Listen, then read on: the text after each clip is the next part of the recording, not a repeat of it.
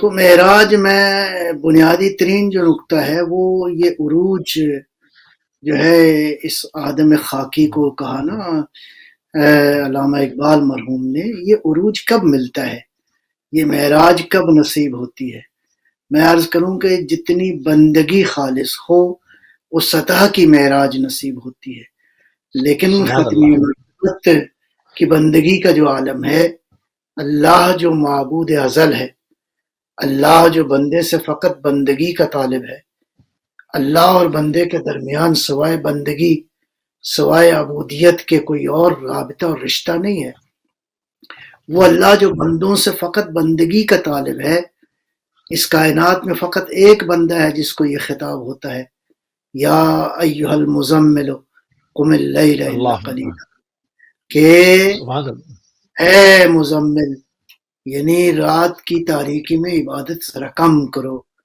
یعنی وہ سبحان اللہ اللہ جو معبود بندوں سے فقط بندگی کا طالب ہے، یہاں بندگی کا عالم یہ ہے کہ معبود خود فرما رہا ہے کہ میرا حبیب بندگی کم کرو۔ یہ سبحان باپ اللہ بہت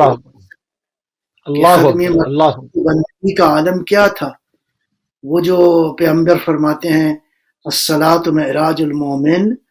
نماز مومن کی معراج ہے، یہاں بے شک مومن نہیں ہے،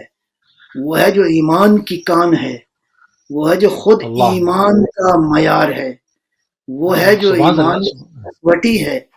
جس نے ایمان کی حقیقت کو دیکھنا ہے، رسول اکرم کی ذات اطہر ہے، لہٰذا اگر مومن کی نماز معراج ہے تو پیغمبر اکرم کے نماز کا انسان تصور نہیں کر سکتا۔ عام انسانوں کے تو سجدے یقیناً انشاءاللہ قابل قبول ہیں، لیکن نبی جب سجدے میں جاتے ہیں تو بالکل ایسے ہی واہ ہے کہ اللہ اور بندے کے درمیان میں کوئی نہیں ہوتا، ادھر معبود سننا چاہتا ہے، ادھر عبد جو ہے اس کی تسبیح کرنا چاہتا ہے، لہذا واہ بندگی کا یہ معیار کہ جہاں دنیا مافیہا سے ایک انسان خضوع کے اس عالم میں ہو کہ وہ سوائے سبحان خدا اللہ کے کسی اور کو نہ دیکھے، لہذا یہ اس کی اللہ بندگی ہے، یہ اس کی عبادت ہے، لہذا اسی لیے یہ جو معراج کے حوالے سے قرآن کریم نے جو بحث فرمائی ہے، سبحان الذی اسری بعبدہ، اللہ اپنے بندے کو لے گیا، یہ بہت لے گیا واضح اللہ انداز سے علماء بیان فرماتے ہیں کہ یہاں عہدوں کا ذکر نہیں ہے، اللہ نبی کو نہیں لے گیا، اللہ رسول کو نہیں لے گیا،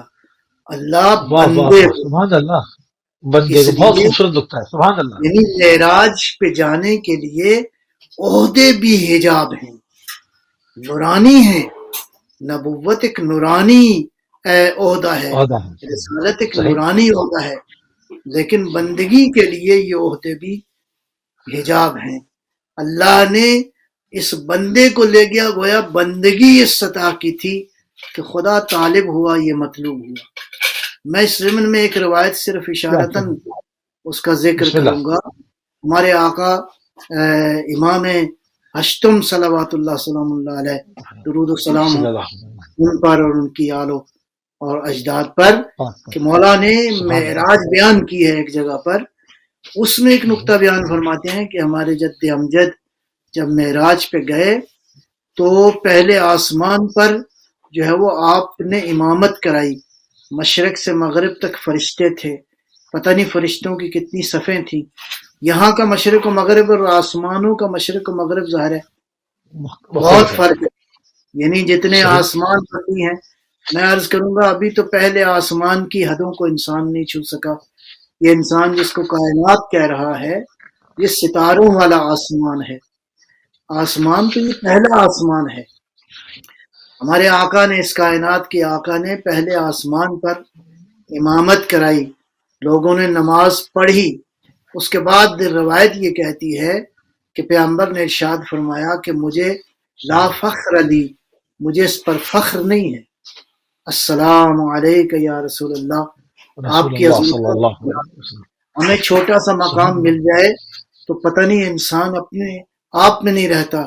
تکبر کی حدوں کو چھونے لگتا ہے، انسان اللہ فرعون ہو جاتا ہے، انسان نمرود ہو جاتا ہے فقط اس زمین کے اقتدار کے اوپر، وہ زمین جس کا وجود یعنی اس کائنات کے اگر مقابل دیکھا جائے تو کوئی وجود ہی نہیں رکھتی ہے اس جی زمین پر۔ لیکن آقا و مولا رسول اللہ جب پہلے آسمان پر گئے اور امامت فرمائی، آخر میں جملہ ارشاد فرمایا مجھے کوئی فخر نہیں ہے اس بات کے اوپر۔ یہ روایت چلتی ہے یہاں تک کہ دوسرا آسمان، تیسرا آسمان، یعنی منزلیں بڑھتی جاتی ہیں، ساتھ ہی سبحان اللہ ساتھ رسول اللہ کی خضوع میں اضافہ ہوتا جاتا ہے۔ جیسے ہی اللہ کائنات کا سفر کرتے کرتے بلند و بالا مقامات پر جاتے ہیں تو بس یہ جملہ آپ کی زبان اطہر پر ہے کہ مجھے اس بات پر فخر نہیں ہے، یہاں تک کہ حجابات ختم ہو جاتے ہیں، تمام تر نورانی حجابات ختم ہو جاتے ہیں اور نور کی اس سبحان اللہ منزل پر ہمارے آقا پہنچتے ہیں۔ وہ مقام کون سا ہے؟ قاب قوسین و ادنا، کہ وہ اللہ قوسین کا فاصلہ رہ گیا، او ادنا۔ لفظوں میں آیت اللہ جوادی عاملی حفظ اللہ فرماتے ہیں لفظوں میں اتنا ہی کہا جا سکتا ہے، اس سے زیادہ نہیں لفظ کہا میں جا سکتا ممکن کہ نہیں ہے۔ سبحان اللہ سبحان لفظوں میں اتنی ہی گنجائش ہے کہ 2 قوس کا فاصلہ تھا، بلکہ اس سے بھی فاصلہ کم تھا۔ کب تک قبلہ کون ہمارے ساتھ ہے؟ نور کو نور کا لقاء حاصل ہوا۔ یہاں پہ ایک نقطہ اور بھی جو ہماری روایات میں موجود ہے وہ میں عرض کرتا چلا جاؤں کہ جب خداوند قدوس نے کلام فرمایا تو لہجہ جو ہے وہ جانا پہچانا تھا، لہجہ تھا امیر المومنین علی ابن ابی طالب۔ علی ابن ابی طالب علیہ السلام، اللہم صلی اللہ علیہ وسلم۔ ظاہر ہے کہ خدا جسم جسمانیات سے ماورا ہے، اللہ جسم تو نہیں رکھتا، اللہ زبان تو نہیں رکھتا، اللہ کلام ایجاد کرتا ہے، پروردگار خالق ہے ہر چیز کا۔ تو یہ جب لہجہ سنا تو جو روایت میری نگاہ سے گزری ہے اس روایت میں یہ ہے کہ عرض کیا ہے پروردگار آج خطاب جو ہے وہ علی کے لہجے میں کیوں ہوا ہے؟ تو روایت یہ کہتی ہے کہ اللہ نے ارشاد فرمایا میرا حبیب میں نے تیرے دل میں دیکھا تو مجھے علی نظر آیا۔ اللہ اکبر، اللہ اکبر اللہ میں اکبر نے علی کے لہجے میں کلام کیا ہے۔ مجھے یوں گفتگو کہنے اللہ دیجیے اس روایت سے یوں واہ واہ محسوس واہ سبحان ہے اللہ کہ ادھر یا علی محبوب اور مولا ادھر حبیب کے درمیان اگر کوئی مشترکہ سرمایہ ہے تو علی ابن ابی طالب۔ ابی طالب علیہ السلام، اللہم وہ صلی میں اللہ عرض کروں کہ معراج یہ خالی لفظوں میں بیان کی گئی ہے، اس کی حقیقت کو بیان نہیں کیا سکتا۔ آج عالم طبیعیات کا سائنسدان سمجھنے سے قاصر ہے کہ دنیا کے اندر جو ہے وہ نور کی جو کیا کہتے ہیں پرواز ہے وہ 3 لاکھ کلومیٹر پر سیکنڈ ہے۔ یہ کیسے ممکن ہے کہ ساری کائنات کو جو ہے وہ لہجوں کے اندر پیغمبر نے طے کیا ہو؟ یہ دیکھیں یہ ہمارے ان کے کیلکولیشنز کے ساتھ اس کو کوئی معیار نہیں کیا جا سکتا۔ اسی لیے میں عرض کروں گا کہ یہ جو روایات میں آیا ہے براق کا لفظ، براق ظاہر ہے کہ برق کی جمع ہے، برق یعنی بجلی، یعنی بجلیوں کا سفر تھا، یعنی اللہ جانے اس نورانی سفر کی حقیقت کیا ہے وہ سبحان اللہ ہم سے پوشیدہ ہے، لیکن یہ طے ہے واقعہ معراج ایک حقیقت ہے اور یہ معراج جو ہے ختمی مرتبت کو حاصل ہوئی۔ صلی اللہ علیہ وسلم، سبحان اللہ سبحان اللہ۔ معراج یعنی اس کو اگر یوں کہا جائے تو عبودیت کی معراج ہے۔ یہاں ایک ایک سجدہ یہ ثقلین کی عبادت سے افضل ہے، کیوں نہ ہو سبحان اللہ قبلہ جب واہ آپ کے مکتب کے پروردہ شاگرد علی ابن ابی طالب علیہ السلام کے بارے میں مولا رسول اللہ یہ فرمائیں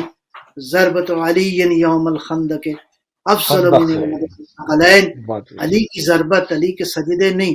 یعنی گویا یہ ضربت عشق الہی میں، عبودیت سبحان اللہ پروردگار میں، خداوند عالم کی اتباع میں، اللہ کے عشق میں علی نے جس انداز سے چلائی یہ ضربت ثقلین کی عبادت سے بڑھ گئی۔ السلام علیکہ یا رسول اللہ، السلام صلی علیکہ اللہ یا علیہ حبیب اللہ، وسلم۔ اے اللہ کے سبحان رسول آپ پر درود و سلام ہوں۔